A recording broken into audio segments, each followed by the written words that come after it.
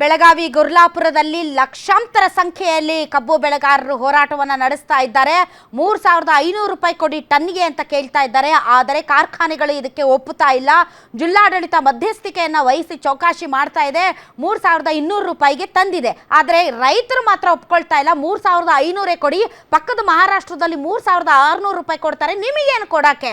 So Maharashtra ಬಹಳ ದೂರ ಏನಿಲ್ಲ. ಅಲ್ಲಿನ ಕಾರ್ಖಾನೆಗಳ ಮಾಲೀಕರು ಸ್ವತಃ ಅವರೇ ಬಂದು 100 ಕಿಲೋಮೀಟರ್ ಬಂದು ನಮ್ಮ ಕಬ್ಬನ್ನ ತೆಗೆದುಕೊಂಡು ಹೋಗ್ತಾರೆ.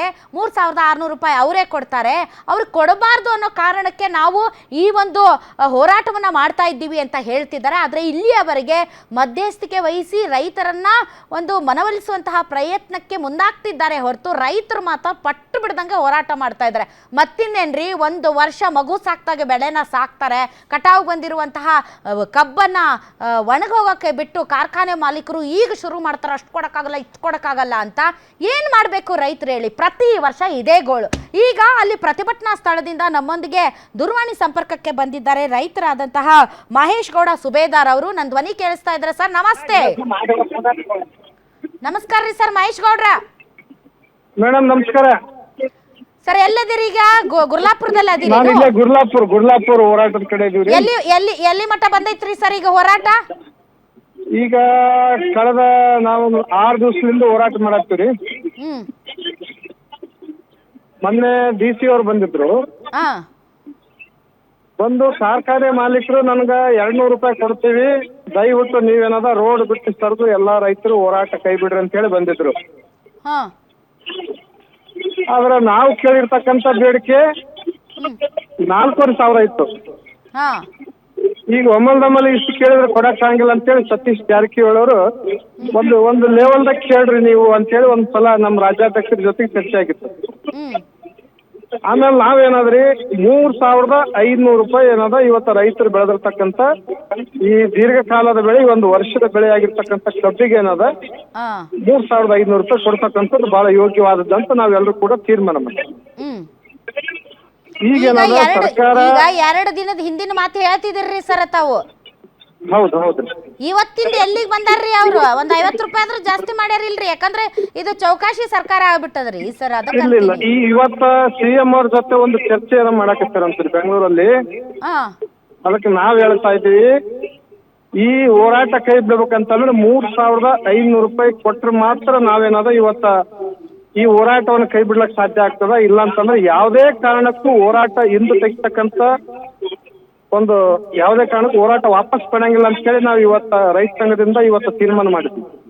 ಅಲ್ರಿ ಸರ್, ಕಬ್ಬು ಕಟಾವು ಬರೋದು ಸರ್ ಈಗ ಅಕ್ಟೋಬರ್ ನವೆಂಬರ್ ಕಬ್ಬು ಕಟಾವು ಬರ್ತದ, ಹೌದಿಲ್ರಿ ಸರ್? ಹೌದೌದು, ನವೆಂಬರ್ 1ಕ್ಕೆ. ಸೊ ನವೆಂಬರ್ 1 ಒಳಗಡೆನೆ ಇವರು ದರ ನಿಗದಿ ಮಾಡೋದಕ್ಕೆ ಇವ್ರಿಗೆ ಏನ್ ತ್ರಾಸ ರೀ ಸರ್? ರೈತರಿಗೆ ಆತಂಕ ಶುರು ಆಗ್ಬೇಕಲ್ರಿ. ಈಗ 1 ತಿಂಗಳಿಂದನೇ ಇದ್ರ ಬಗ್ಗೆ ಚರ್ಚೆ ಮಾಡಿ ಸಭೆ ಮಾಡಿ ಶುಗರ್ ಕಮಿಷನರ್ ಯಾರು ಗೋವಿಂದ ರೆಡ್ಡಿ ಅಂತೇಳಿ IAS ಆಫೀಸರು ಅವ್ರು ನಮ್ ಜೊತೆಗೆಲ್ಲ ಚರ್ಚೆ ಮಾಡಿದ್ರು ಕಳೆದ ತಿಂಗಳ. ದೀಪಾವಳಿ ಹಬ್ಬದ ಹತ್ರ ಒಂದು ಸಭೆನೂ ಕೂಡ ಮಾಡಿಗಿಸಿದ ಇವ್ರು 1ನೇ ತಾರೀಕು ನವೆಂಬರ್ 1ಕ್ಕೆ ಕಾರ್ಖಾನೆಗಳ ಆರಂಭ ಮಾಡ್ಬೇಕಾದಂಥದ್ದು ಏಕಾಏಕಿ ಶಾಂತಾರಾಮ್ ಅಂತೇಳಿ ಸರ್ಕಾರದ ಅಧೀನ ಕಾರ್ಯದರ್ಶಿ ಅವ್ರು ಏನದ ನವೆಂಬರ್ 1ಕ್ಕೆ ಆರಂಭ ಮಾಡಂತ ಕಾರ್ಖಾನೆಗಳನ್ನ 20ನೇ ತಾರೀಕು, ಹೋದ ತಿಂಗಳ 20ನೇ ತಾರೀಕು ಏನದ ಕಾರ್ಖಾನೆ ದಿಢೀರಾಗಿ ಆರಂಭ ಮಾಡ್ರಿ ಅಂತ ಹೇಳಿದ್ರು.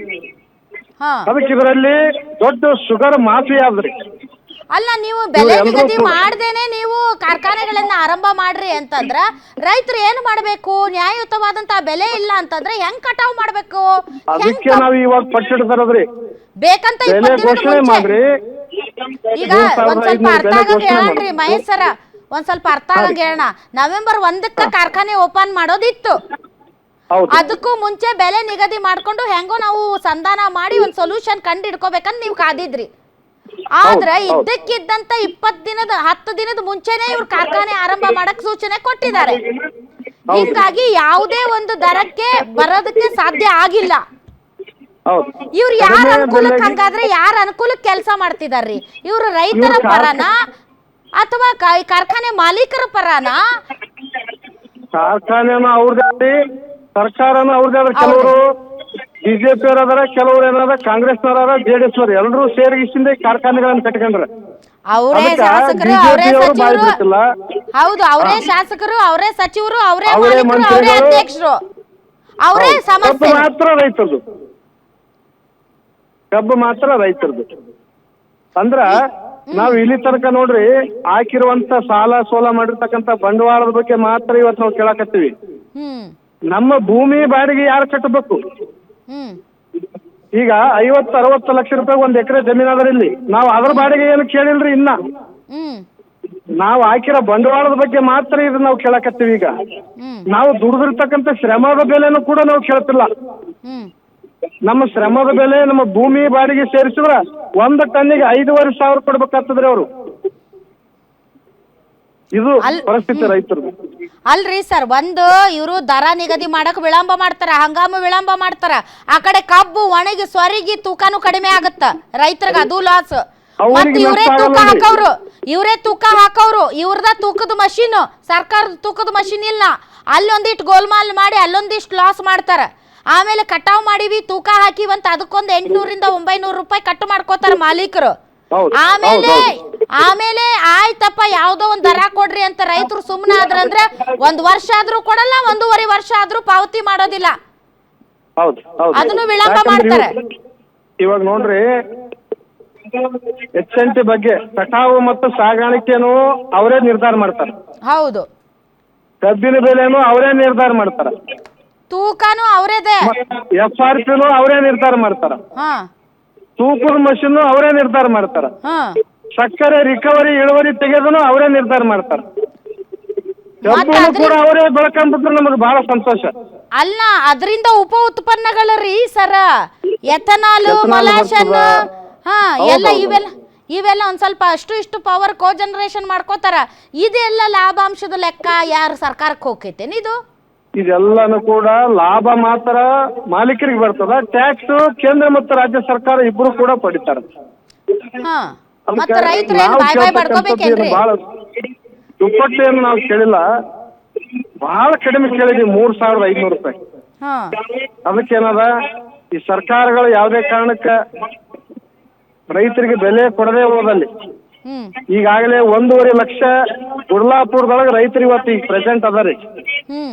ಆದ್ರೆ ಇನ್ನೂ ಮತ್ತೆ ಹೆಚ್ಚಿನ ಸಂಖ್ಯೆ ರೈತರು ದಿನೇ ದಿನೇ ಇಲ್ಲಿ ಹೆಚ್ಚಾಗ್ತಾರಂತಕ್ಕಂಥದ್ದು. ಯಾಕಂದ್ರೆ ಎಲ್ಲಾ ಮಠಾಧೀಶರು ಬಂದ್ರು, ಎಲ್ಲಾ ವ್ಯಾಪಾರಿಗಳು ಬಂದು ಹೋಗ್ಲಕತ್ತಾರ, ಅವ್ರ ಕಾರ್ಖಾನೆ ಸಿಬ್ಬಂದಿಗಳನ್ನು ಕೂಡ ಬಂದು ಬೆಂಬಲ ಕೊಡಕತ್ತಾರ. ಯಾಕಂದ್ರೆ ಅವ್ರ ಸಿಬ್ಬಂದಿಗಳಿಗೆ ಗೊತ್ತಿರ್ತದ್ರಿ ಇಲ್ಲಿ ಎಷ್ಟು ನಾವು ಮೋಸ ಮಾಡಕತ್ತಿರೋದು, ಈ ಸಿಬ್ಬಂದಿಗೆ ಕೂಡ ಗೊತ್ತಿರ್ತದ. ಆದ್ರೆ ಅವರು ಕೂಡ ಬಂದ್ ಗಿಸಿಂದ ರೈತರಿಗೆ ಬೆಂಬಲ ಕೊಡಕತ್ತಾರ. ಇದು ಏನಾದ್ರಿ ಒಂದು ಕಬ್ಬಿನ ಕ್ರಾಂತಿ ಅದ. ಇದಕ್ಕೇನಾದ ಸರ್ಕಾರ ತಕ್ಷಣ ಸಿದ್ದರಾಮಯ್ಯನವರು ಒಳ್ಳೆ ವಿಷಯ ಏನದು, ಇವತ್ತು ರೈತರಿಗೆ 3,500 ಘೋಷಣೆ ಮಾಡ್ತಕ್ಕಂಥದ್ದು ಮಾಡ್ಬೇಕು.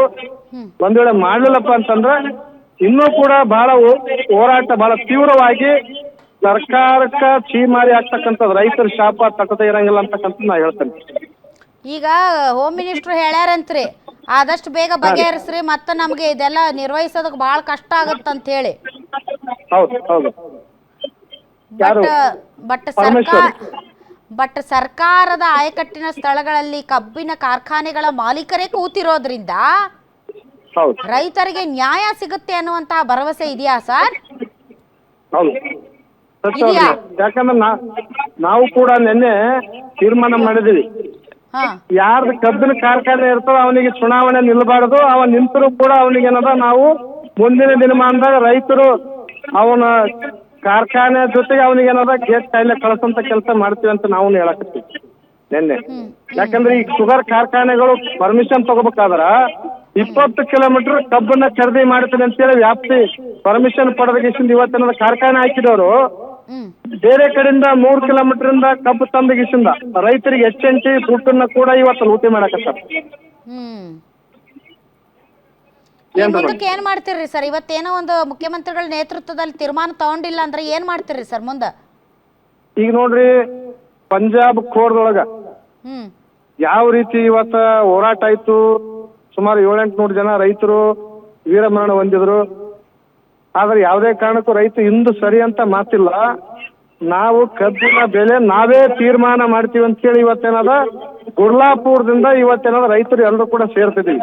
ಯಾದಗಿರಿಯಿಂದ ನಾವು ಬಂದಿದ್ದೀವಿ, ಗುಲ್ಬರ್ಗದಿಂದ ಬಂದಾರ, ರಾಯಚೂರಿಂದ ಬಂದಾರ, ಇನ್ನಿತರ ಬೀದರು, ಇವತ್ತು ಶಿವಮೊಗ್ಗ ಬೇರೆ ಬೇರೆ ಜಿಲ್ಲೆಯಿಂದ ಹಾವೇರಿಯಿಂದ ಎಲ್ಲಾ ಜಿಲ್ಲೆಗಳಲ್ಲಿ ಇವತ್ತು ರೈತರು ಏನದ ಗುರ್ಲಾಪುರ್ ಕಡೆಗೆ ಇವತ್ತು ಬರಕತ್ತಾರ.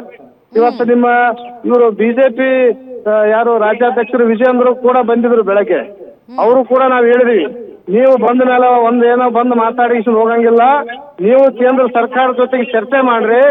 ಮತ್ತೇನದ ರೈತರಿಗೆ FRP ದಲ್ಲಿ ಯಾವ ರೀತಿ ನಮಗ 9.25 ಇರೋಂತ ಈ ಒಂದು ರಿಕವರಿಯನ್ನ ಮತ್ತೆ 10.25 ಇವತ್ತು ಏರ್ಸಿಗಿಷ್ಟು ನಮ್ಮ ರೈತರಿಗೆ ಮೋಸ ಮಾಡಕತ್ತೀರಿ. ಅದನ್ನು ಕೂಡ ನೀವು ನಿಮ್ಮ ಕೇಂದ್ರ ಸರ್ಕಾರಕ್ಕೆ ತಿಳಿಗಳಿಸಿದ ರೈತರಿಗೆ ಏನದ ಯಥಾಸ್ಥಿತಿ ಮುಂಚೆ ಏನಿತ್ತು ಆ ಒಂದು ಪರಿಸ್ಥಿತಿಗೆ ತಂದು ರೈತರಿಗೆ ಏನಾದ್ರು ನ್ಯಾಯ ಕೊಡಿಸಂತ ಕೆಲಸ ಮಾಡಬೇಕು.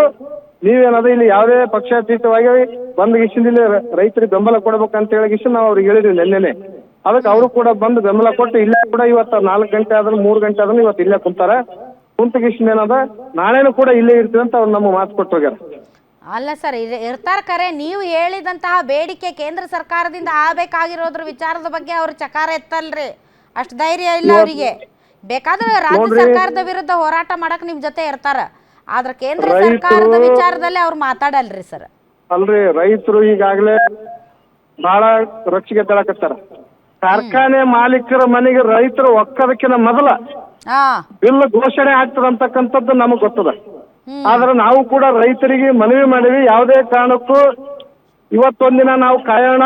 ಒಂದು ವೇಳೆ ಏನಾದ್ರೂ ನಮಗೆ ಬೆಲೆ ನ್ಯಾಯಯುತವಾದ ಬೆಲೆಯನ್ನು ಸಿಗದೆ ಹೋದಲ್ಲಿ ಕಾರ್ಖಾನೆ ಮಾಲೀಕರ ಮನೆ ಎಲ್ಲರೂ ಕೂಡ ಒಳಗೆ ಹೋಗ್ತಾರಂತಕ್ಕಂಥದ್ದು ಈಗಾಗಲೇ ನಾವು ಸಂದೇಶವನ್ನು ಕೊಟ್ಟಿದ್ದೀವಿ. All right, okay.